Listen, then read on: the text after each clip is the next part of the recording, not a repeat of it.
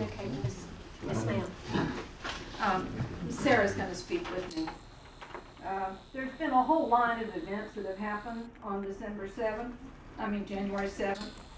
And Sarah and I were promised a public apology from Paul Parker. And we're waiting. Okay. But before we get it, I'd like for you to tell the public why you're apologizing. Right, sure. As soon as I start my manager's report, I'll do that, okay? Say for it. Let me get through this. I do have one thing that isn't that. I request that the town council request ideas and concerns from the public to chew on at that workshop that you're gonna do. Because I think a lot of people are thrilled that Ruby's here now, we got new stuff going on, we got new people. Maybe it'd be nice to invite input, sort of like the plan that was done a long time ago. But just kind of get some more juice going in. Correct, good idea. We are also updating the comp plan too, Wendy. Good. And we're gonna have, the comp plan people, they're meeting January 21st. And Rebecca Joyce from Shenandoah Valley is leading it. She will have, for the updated comprehensive plan, public input. Okay. She will have. When is that scheduled for? She hasn't scheduled them yet. She will have, pardon me? This spring?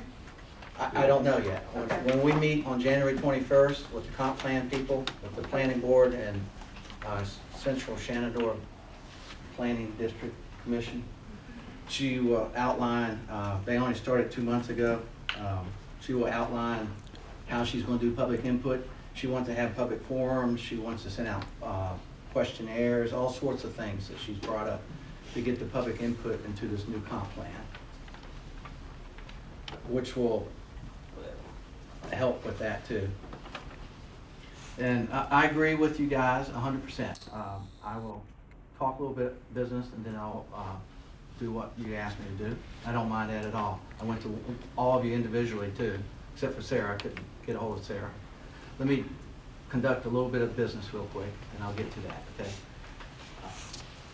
Council, in your packages, Madam Mayor, on the manager's report, item A, you have the draft, well actually it's the final permit for the canoe launch, okay? This project is outrageously complicated for such a simple thing, okay? We had to submit for a joint permit to the Corps of Engineers and to the VMRC, okay? So we got our permit attached. It took 8 months to get that permit for construction, okay? And I get to, I think Jane has to notarize it, there it is. I sent in a $25 fee, we get this permit, and it says, if you look at the last, number 22 on the permit, you might have it in front of you, Will. Now, I'm going to read it to you, because this is how ridiculous the permit is. It allows us to build our canoe launch. You don't have to write it. In an effort to minimize adverse effects to the Atlantic pig toe and green floater mussels, the applicant, the town, agrees to do a survey and relocate the species adhere to an in-stream work time of year. It goes on and says that and I'll tell you this, it says to survey and relocate these species and then adhere to work time of year restrictions. Between April 15th and July 31st, we can't do anything. August 15th and September 30th, we can't construct it. And the survey and relocation activity will be performed by a qualified permitted biologist and should be coordinated with and approved by DGIF. Okay, so I have talked to VMRC. They're going to do the survey for us. If we had to do the survey, it costs anywhere from $20,000 to $40,000 to do a mussel survey. I couldn't get it out of the. We tried. Carolyn helped me. When they drafted this permit, they gave us a draft. They said take pictures of the site, high quality digital pictures, which we did. Carolyn did high quality. We took 20 or 30 pictures. of the site and for them to determine if mussels were there, okay? I didn't see any, none of us did. But they couldn't make a decision based on those high-quality visual photographs, and they couldn't drop out that requirement to do a mussel survey. So it's in there. However, VMRC has agreed to do the survey for us, okay? Because they're the only ones who have approved biologists anyway. And they'll do it. I don't think that they will charge us. If they do, I'll let you know. We'll drop the whole thing. You know, I'm going to find out. But the way I understand from the emails from VMRC after they issue the permit, they'll conduct a survey for us and relocate the mussels if they find them and all that good stuff, and they'll do it for free, is what I understand. And then once that's done, then we can build the canoe launch, which will probably take less than a day to build. And we have to build it in those, not in those dates I said earlier. Just want you to know that we started this, I guess in 2012. Ryan submitted for 2 years ago. Ryan submitted for a DGIF grant of $10,000. And we got approved for that grant in December of 2012. Okay. So we had some engineers who designed the drawings and the whole.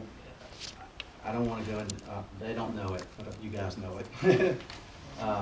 We designed the drawings, submitted for a permit back in June, got the permit in December. In the meantime, since we leased those 7 acres from CSX, there's a requirement in the lease that the 4 drawings have to be submitted to their engineers in Jacksonville, Florida. We did that back in last spring of 12. A month or so later, those drawings got submitted to their engineers, AECom in Philadelphia, okay? So sometime after in February, we submitted them to CSX. CSX gave them to AECom in Philadelphia. I think the letter from AECom, I don't have it with me, is dated June or May. It says, yes, we will review these 4 sheets of drawings if you send us $15,800.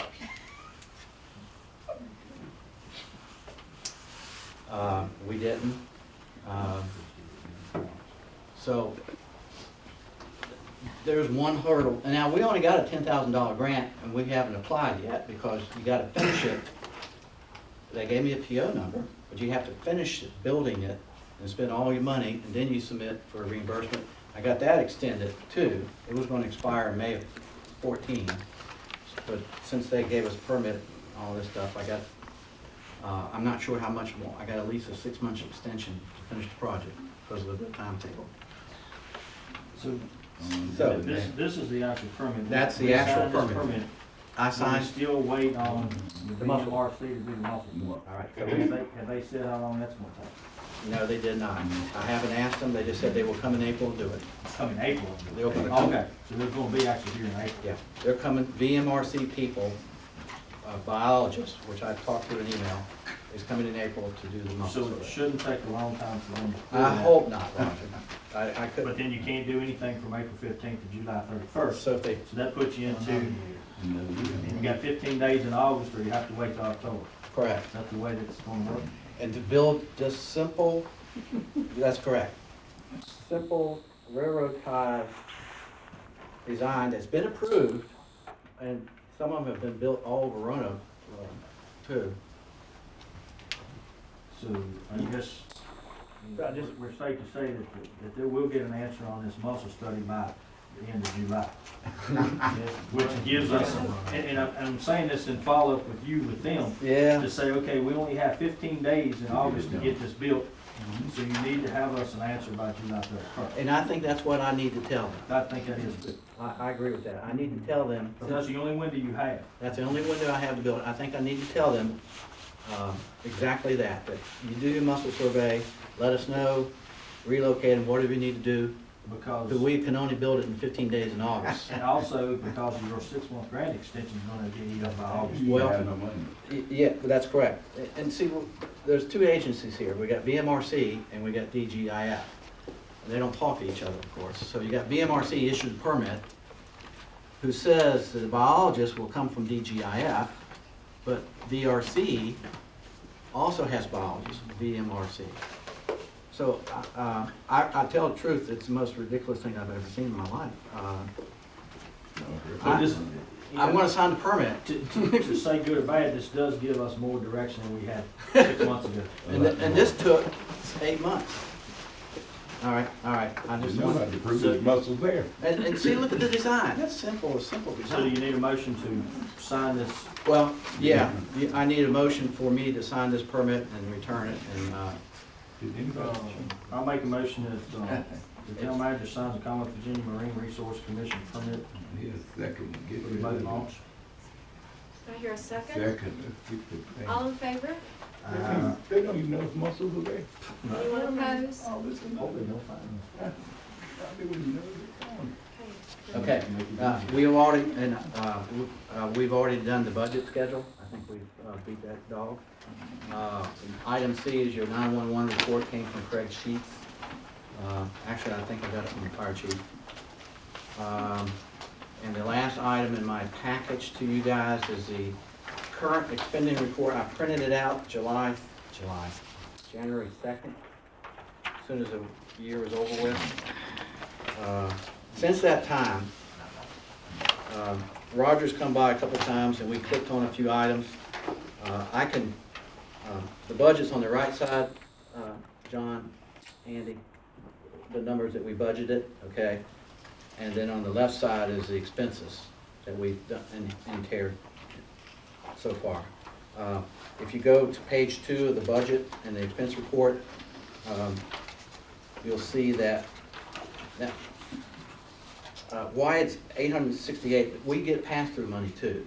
We got 42, 45, some amount of money that went straight from RCAP to us and out. So it comes in the budget and goes right out the next day. We got some pass-through money in here too. So that's why it's higher than 800,000. If you see that we're revenues, compared to our budget, we're ahead in revenues because we're in tax season on the general fund budget, which is taxes. Back, Go ahead. back to the pass-through money, I assume you're talking about revenue from Commonwealth under 3,200? 3,200. 32,200 non-category A? Does it have a 42,000 there? No. Something? 42,868? Yes, there it is. So that's passed-through from, RCAP for our well. so do we get those pass-through monies regularly or just occasionally? We'll get this, only from RCAP that I've had pass-through money. I don't think there's any other, I think the law enforcement's not pass-through, comes directly. Just RCAP money's pass-through. In, So we got 42,868. We had to budget in 42,868. but in fire services pass-through money? Yes, that's true.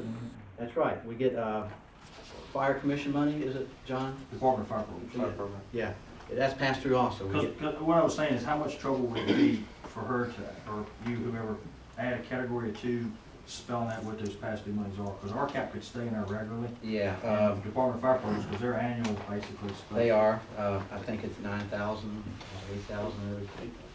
And that would clear up, you know, when people have, looking at it, you see the pass-throughs and know what So they are. the 17,000 we have some budgeted for, well, we don't have anything budgeted, do we? Well, see, Department of Fire Programs get mixed in with the department, and it kind of messes it up if you don't know what, it really should come through pass-through. money, It should come in and go right, it comes in, it goes right in the account. In other words, I get it, they deposit directly into our checking account and I eventually write you a check.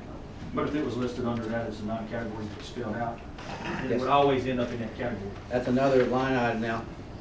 We got about 182 line items here, compared to what we had last year, it was like 40 or 50. So, nothing against Ryan though. You can understand it better. Yeah. What, I think the old budget was done in Quicken and QuickBooks. Ryan used Quicken and QuickBooks. You guys know this. So sometime last spring, I want to make sure I'm right now. You guys help me out here. We transferred everything to QuickBooks. Got rid of Quicken. He did payroll and Quicken. You guys know whatever he did in Quicken? I'm not sure. We posted it, quote. I think. So he had Quicken and QuickBooks. We got rid of Quicken, bought 2013 QuickBooks before this fiscal year started, before July, and installed 2013 QuickBooks, and took the budget that we drafted last year and tried to fit that into QuickBooks. So that's, and the budget that we did last year, we did on spreadsheets. And I'm trying to think what else we did with that budget. We did on spreadsheets, remember, and then I transferred it to QuickBooks. But QuickBooks, this program in QuickBooks is standard town stuff. I'm training you guys, so take this as training. What he's trying to tell you is you really have a good working budget to work with here. The last 2 years, we haven't had much. There you go. So we're getting there. So we had to take last year's, You must be one you to know.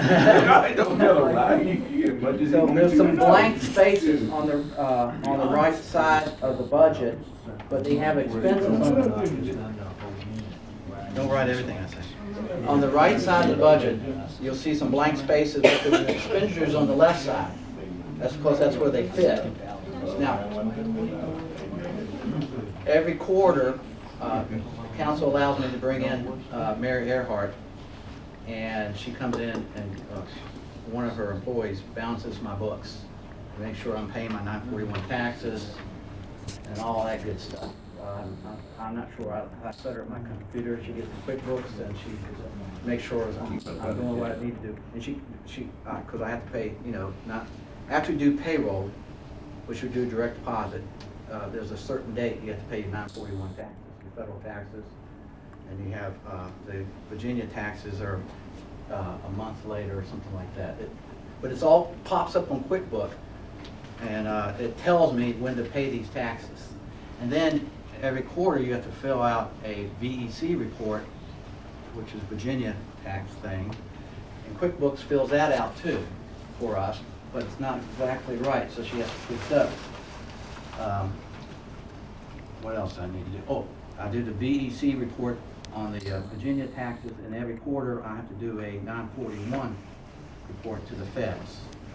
Roger, you do payroll, isn't that what it's called? I pay taxes after payroll. Contract. Okay, that's right. I pay taxes after payroll, but you have to do that in a certain date. Okay? Well, you get a non-compliance thing from IRS. I'll show you when we train, okay? And then, so after you pay your taxes, every quarter you have to fill out a 941 and match up what you paid them to what you took out. That's why your check is 3232 out of 35, because I take out Social Security and federal taxes. Okay. So, as you can see, and I'll shut up in just 1 second. As you can see, where revenues are going in now. After January 2nd, we had another. We've made 1 or 2 more deposits since then. And if you go at the bottom of the budget, Lee, page 7, you might understand. I know you understand. Page 7, we got. I don't have it here. Okay. You'll see that our expenditure The expenditures for water are not the same as the amount you got. I mean, right. it shouldn't be at this point. Enterprise fund, general fund are taxes and other revenues like that. Enterprise fund, Dee Dee can help me. Enterprise fund, which is water, sewer, and garbage, has to match exactly to what you bring in by law. So if I budget 238,000 sewer, my expenditures should be 238,000. My question was not about the balancing so much, but that's what first made me suspicious, but it's being able to show that you actually did have that much money spent. I mean, by looking at different things and saying, oh, this item is being charged to get the water, not just saying, we had $186,000 coming in for water, and we spent $186,000 on water. You know, that's like really not my idea of good bookkeeping. It's like if you actually have items that are charged to people's time, expenses and stuff. That's all I was trying to say. And I'm not accusing anyone of anything. I'm just trying to say it would make it a lot more credible and reasonable. I understand.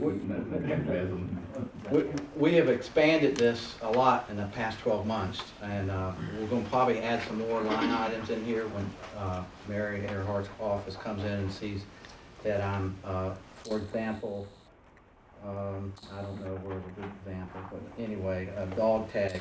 I didn't budget dog tags, but we poured in $418.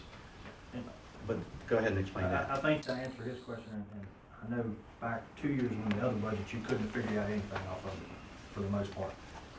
His answers to how things are being charged out, Right, if he's got questions about certain line items, if you go in and pull it up, Right. you break it out, we give him the answer to where that line item comes from. Absolutely. You almost have to have the computer to pull it up to see what's charged into that line item. That's the question. Yeah, but it's, part of it too is that for like, as long as I've lived here in Glasgow, I've kept hearing, oh, the water fee's gonna go up, the water fee's gonna go up. And it's like, I don't know how anybody could figure out how much was being spent on the water, because there was nothing matching it. In past budgets and past years, and I don't wanna dwell on the past, you really couldn't. Yeah. It's gotten 100% better in the last 2 years.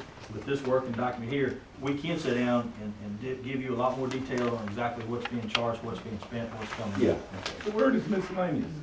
No.